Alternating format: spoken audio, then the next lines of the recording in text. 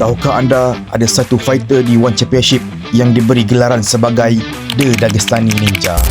Dan ya, fighter tu ialah Asadullah Iman Ghazaliev. Selayaknya fighter-fighter dari Dagestan, Asadullah juga memiliki rekod yang sempurna.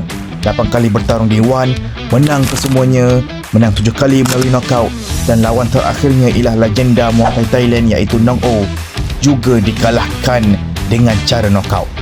Tidak seperti fighter Dagestan yang lain, Asadullah malah memiliki striking skill yang paling tajam yang pernah dilahirkan di Dagestan.